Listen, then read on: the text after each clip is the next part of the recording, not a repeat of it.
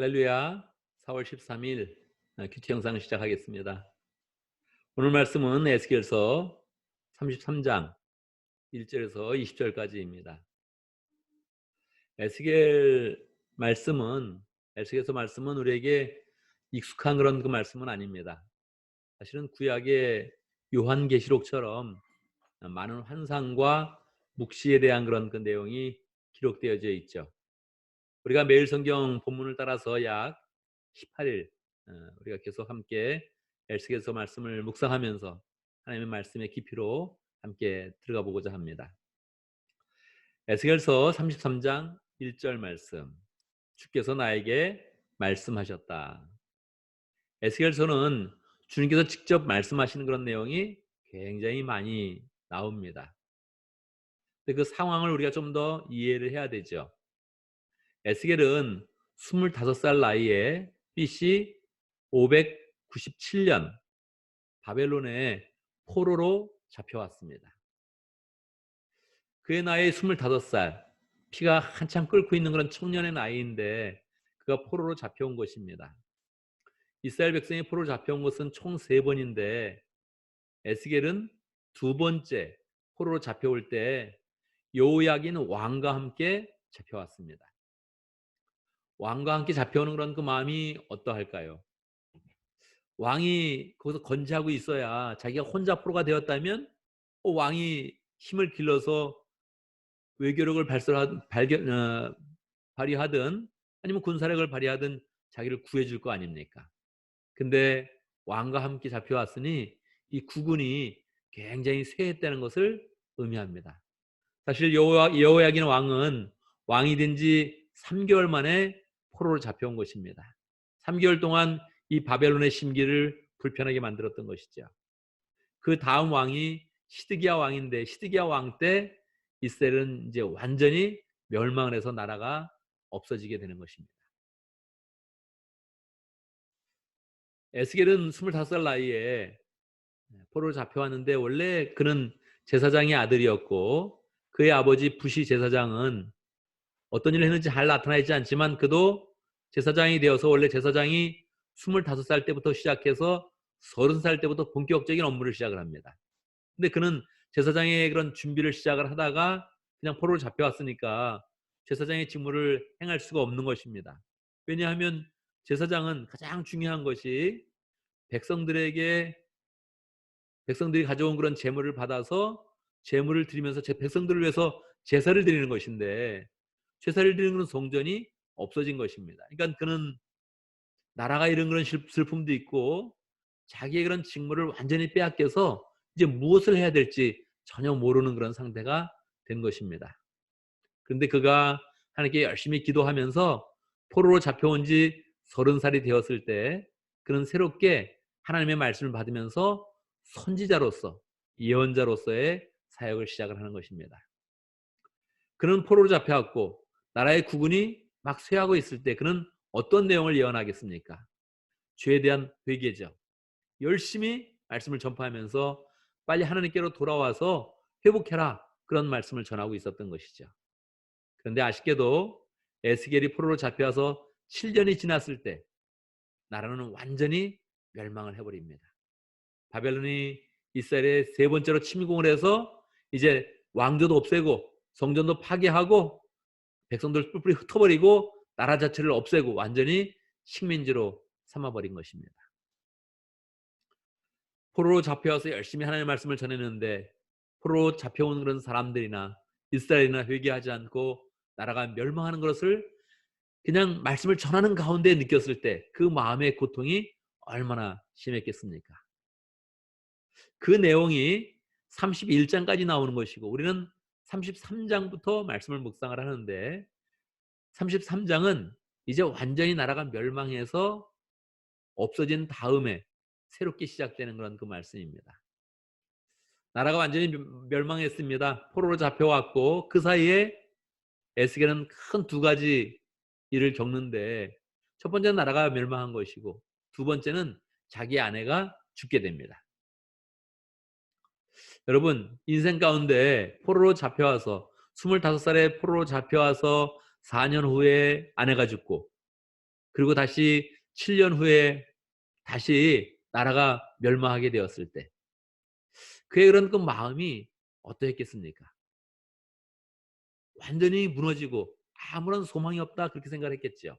그러나 그가 말씀의 사역을 7년 하는 그런 동안에 하나님을 깊이 만나게 되었고 이 소망은 하나님부터 오는 것이지 상황으로부터 오는 것이 아니다 하는 그런 그 말씀을 그 계속 말씀 가운데 은혜를 받게 된 것입니다.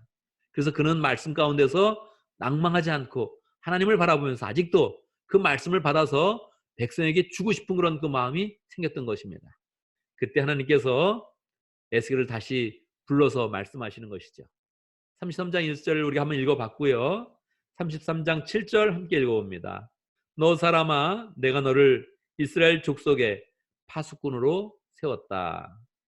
2절에서 6절까지는 하나님께서 에스겔에게 파수꾼에 대한 얘기를 하면서 내가 너를 파수꾼으로 세운다 이렇게 말씀해 주는 것입니다. 그래서 그는 파수꾼이 되어서 새롭게 이스라엘에게 말씀을 전하고 있는 것입니다. 자기 부인도 죽었고 나라는 멸망했고 무슨 소망으로 말씀을 전할 수 있겠습니까? 하나님의 완전한 회복, 하나님의 은혜를 통해서 나라가 완전히 회복되고 영적인 이스라엘이 다 회복되어지고 자기 인생도 회복되어지는 꿈을 꾸면서 다시 그런 말씀의 사역을 하고 있는 것입니다. 그 느낌을 가지면서 여러분 말씀을 더 깊이 묵상해 보기를 바랍니다. 오늘 말씀을 보면서 우리가 조금 더 핵심적으로 이해할 그런 그 내용은 항상 우리가 주의 말씀을 받아야 된다는 것입니다. 상황이 어찌하든지 주의 말씀을 받아야 됩니다. 내 인생 끝이다. 포로로 잡혀왔다. 내가 할 일도 없다. 그럼 인생 끝이죠. 그러나 그는 하나님의 말씀을 받으면서 30살의 그런 나이에 선지자의 그런 사역을 시작을 했던 것입니다. 그것도 열정으로 시작해서 하나님의 그런 그 말씀을 전했던 것입니다. 두 번째로는 우리는 상황과 환경 탓을 하면 안 됩니다. 지금도 환경 탓을 할 게 얼마나 많습니까? 코로나 바이러스 때문에 아무것도 할 수 있는 것이 없다. 그렇게 생각을 하겠죠. 정말 그렇습니다. 사업길이 막힐 수 있고 직장의 길이 막힐 수 있고 우리의 현대의 그런 삶은 정말 옛날보다 훨씬 더 강력하게 영향을 받는 것이죠. 그러나 역사의 지혜를 보면 모든 신앙의 그런 위인들은 그렇게 환경이 어려울 때 하나님의 말씀 붙잡고 더 새롭게 굳게 섰습니다. 역사적으로 보니까 마틴 루터도 패스트 때문에 많은 고생을 했다 그래요. 사실 패스트는 1300년대에 일어났고 마틴 루터는 1500년대 사람입니다. 근데 이 패스트가 약 300년에서 400년까지 계속 유럽에 퍼지면서 사람들이 계속 몇 차례에 걸쳐서 유행을 시키면서 사람이 죽었다 그래요. 마틴 루터도 늘 패스트의 그런 전염에 위험에 시달렸다 그러죠. 근데 더 강력하게 깨끗이 하고 청결히 하고 소독하고 주의하고 이렇게 하면서 삶을 살아라 말씀하면서 도리어 그 시기에 종교개혁을 일으켰던 것입니다. 이번에 팬데믹이 오지 않았으면 저는 이 사실을 모르고 그냥 지나갔을 것입니다. 마틴 루터는 열심히 말씀만 전했구나 했는데 실제로 그는 더 위험하게 당시에 유럽의 인구의 3분의 1이 패스트로 죽게 되었습니다. 우리가 코로나 바이러스 때문에 가지는 그런 위험은 생명의 위협은 그렇게 많이 느끼지 않죠. 특히 젊은 사람이라면 죽는 그런 치사율이 굉장히 적죠. 더 어려운 때가 역사 이래로 많이 있었던 것입니다. 포로로 잡혀와서 나라가 망하는 그런 상황 가운데 무슨 말씀을 줄 수 있습니까? 그런데 그는 상황을 탓하지 않고 도리어 하나님께 더 나아가서 하나님의 말씀을 굳게 잡으면서 이제 회복의 메시지로 나가는 것입니다. 이 31장에서 33장은 큰 변화를 가지게 되는데 나라가 망한 후에 그런 그 말씀을 이제 새롭게 붙잡으면서 그 분위기의 변화를 가지게 되는데 우리도 하나님의 때와 이 상황을 인식하면서 하나님의 말씀을 어떻게 붙잡아야 되는지 어떻게 강력하게 하나님의 말씀을 의지해야 되는지를 좀 더 생각을 가지면서 말씀을 묵상을 해야겠습니다.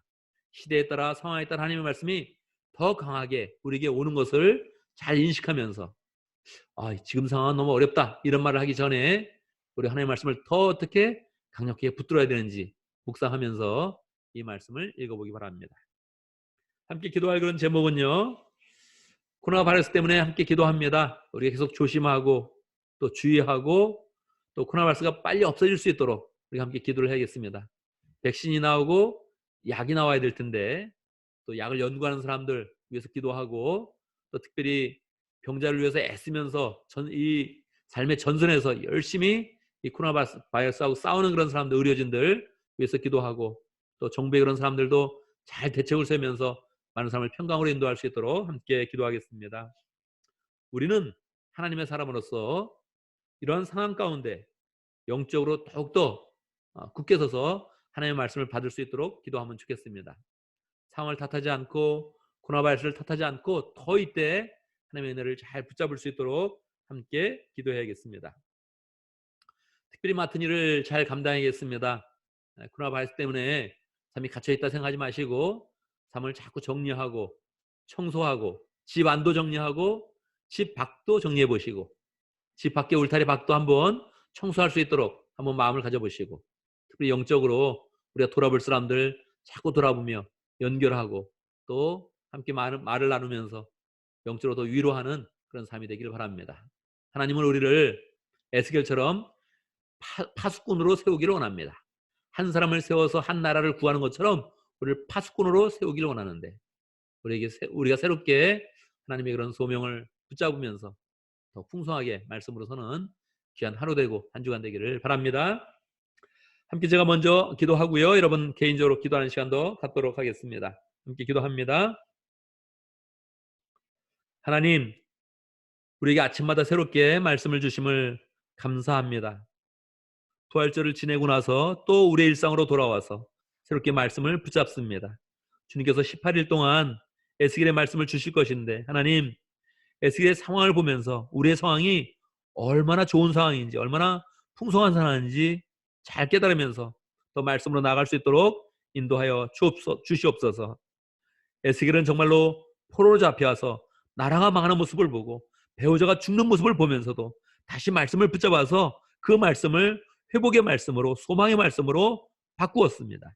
하나님, 이 땅 가운데 절망이 많고 어려움이 많은데 우리가 굳게 서서 믿음으로 굳게 서서 영적인 파수꾼이 되게 하시고 사람을 지키는 사람 되게 하시고 영적으로 보호하는 사람 되게 하시고 소망을 나누며 말씀의 은혜를 풍성히 나누는 하나님의 백성 될 수 있도록 역사하여 주옵소서.